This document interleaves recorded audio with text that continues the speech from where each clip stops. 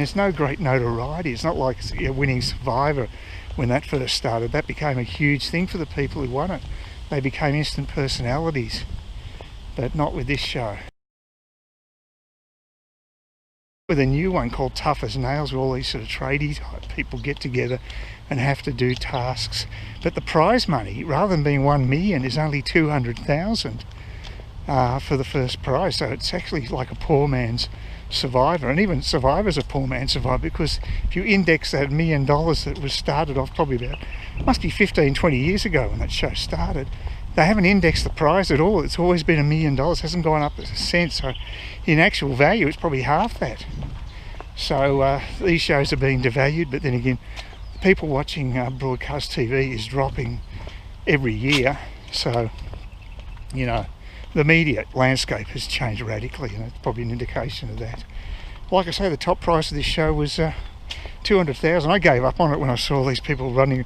They had to do a competition pushing wheelbarrows over thin pieces of wood, and I thought, no, this looks pretty lame. I thought, this is not really what I want to watch, so I just gave up on it. But I still get my kicks from the mining shows, though. I think they're quite good. And Bering Sea Gold is coming to the end of its run, and that's been quite interesting to watch. So and once it finishes, then they'll be back to the standard gold rush. So yeah, Discovery Channel just keeps churning them out, and I think they're big raiders, so why not? He keeps, the guy bloody swiping in his bike. God, wish they'd watch their going, these guys. Yeah, the other thing is, when they do that, they could at least say something so you know they're coming, but they come up from behind without any sound. You know, it's really dangerous. Anyway, yeah, so that's what the prizes have all been devalued, and yeah, it's not great. But Bering Sea Gold, at least them and the Gold Rush ones, they're actually making their own money, so that's all right. So yeah, I don't know why I'm fascinated by it. I suppose it's just such a foreign thing to me, doing that sort of stuff. So yeah, I also saw a new film, an Apple production. I'm not a big fan of the Apple company, but it was an interesting film to watch. It was actually set in the Second World War, during the period when they had convoys going across the North Atlantic over to the UK from the US. And Greyhound is the name of one of the destroyers that is basically escorting these huge number of convoy ships across. And yeah, it was quite good in that it was sort of more like a documentary, and the actual screenplay was written by Tom Hanks. So so he starred in the lead role, and he also wrote the screenplay. And what it did lack, though, was really the characters. No characters as such were really developed, only in very subtle ways. So that's why it felt more like a documentary to me, but quite a good one.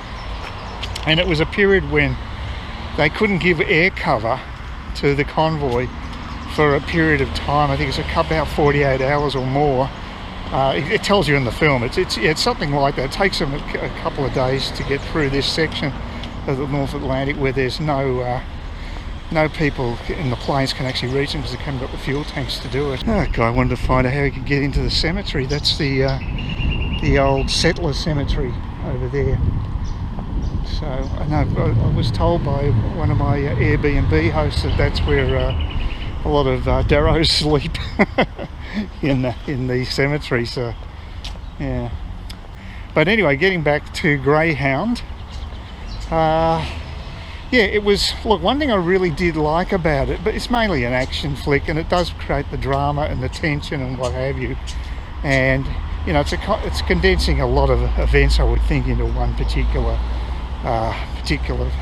journey by this particular destroyer. But I might be wrong. It's actually based on a book, so Hanks had a decent reference to draw on. And what I found interesting in it, and I've never seen this in a war film before, they had a battle take place where the actual submarine was above water. It had actually was on the surface, and they were matching shots with one another. The destroyer the submarine were firing at each other on the surface. So they had torpedoes prior to that, but in this case I've never seen a battle take place like that, where you've got a number of guns from the destroyer, which is obviously going to be outgunning the submarine, but it took them a while to dispose of them, so it was quite a decent battle took place.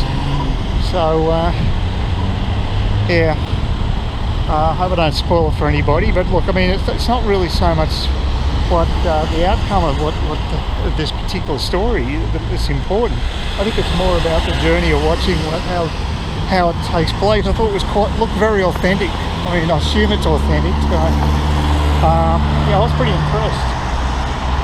So, but again, I don't think that Tom Hanks is like it's a standard screenplay writer in that he knows how to develop characters.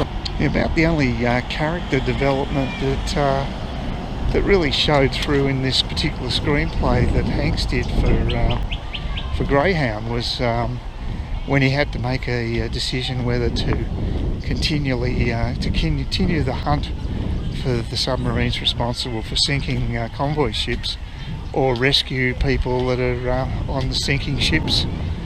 So that was a moral dilemma. It's done fairly well, nothing heavy-handed about it.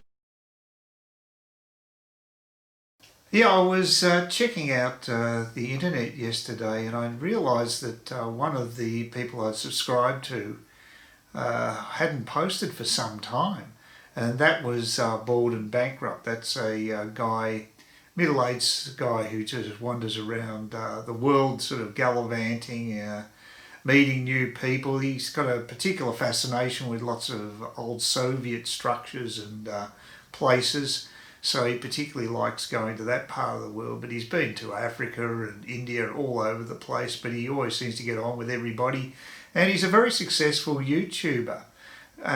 So I was quite surprised that he wasn't posting any videos, because I know he hadn't allowed the coronavirus outbreak to slow him down. He actually went over to Eastern Europe, former Soviet countries, to check them out at that time. So nothing seemed to be stopping him. He even went to Chernobyl again. I mean, it's bad enough to worry about the coronavirus. He also didn't mind wandering into an area which had radiation still lingering from the Chernobyl power station debacle back in the mid-80s. So he's a bit of an adventurer. I personally think he's taken some crazy risks, but when you become a major YouTuber like he is, I guess you feel the pressure to actually keep performing for your audience. And he actually admitted that on a fairly honest sort of portrayal of his adventures since his latest mishap. He's had a major mishap. The reason he actually wasn't posting videos is because he's currently in Serbia, and the reason he hasn't been making videos is because he was struck down by the coronavirus himself. Now, he's a guy in his 40s, and so he shouldn't be particularly high risk, but he got progressively worse and worse physically over a period of about, I think he said 6 or 7 days. He decided not to go and seek medical help until right near the end, and he got a few people from online telling him he should go to a hospital, and people even helped organise things for him. So he ended up going to the hospital, and the hospital immediately referred him. He went to a private clinic, and they immediately referred him to the intensive care unit of a major hospital in Serbia. So he was quite sick. He said at one stage it was actually touch and go whether he would survive. He was that bad. He had pneumonia and other complications. He was taking a huge amount of antibiotics, and he said he was just really spent. He just didn't. He was surprised he got through, and he. Someone online who was actually working in that area of a hospital said he was very lucky to make it, because people who have been putting off treatment like he'd done, there's a very low chance of them surviving such a thing. So he really was brought to the precipice of death, and he definitely realises it. It was interesting for me because, you know, there has been so much, there's been so many forces going either way, especially online, saying that the coronavirus is not something to really worry about. It is all been blown up. I think I still believe it's been blown up, but you still have to be cautious. But it's what happened to him. He was very unlucky. Someone in their 40s shouldn't really be that vulnerable to it, but it can hit anyone hard, even people who are younger. So it is a cautionary tale, and he was basically saying that he won't be so cavalier with the way he's operating now. He was actually even complaining about having the strength to just raise his hand to do the YouTube video on his hotel bed. He just was released from hospital the previous day when he shot this video, and he said he just didn't have any strength in his body, and he just didn't feel right, and he thought it would take him some times to recover his previous health. So it's an interesting example of how it can hurt someone that you've actually become familiar with. It has more effect upon someone like me because I've seen this guy running around the world, making an idiot of himself and taking risks, and always seems to be, you know, fairly optimistic. But this has really hit him for a 6, and it's just a salutary tale. It makes me realise that even though you may be low risk, this particular virus can have very nasty consequences and can kill people who are younger. I'm in a high risk area myself, and I don't take it for granted. You know, I'm still wary about going out in public and doing certain things and making sure that I try to minimise risks because you know, I have respiratory issues, and that's something you just got to be careful with. And I'm no spring chicken. I'm 65 years of age, so on both counts, I'm in that risk profile. So you know, I've even though I've said to people that the economic consequences of these lockdowns can be worse than the actual disease, and I still stand by that.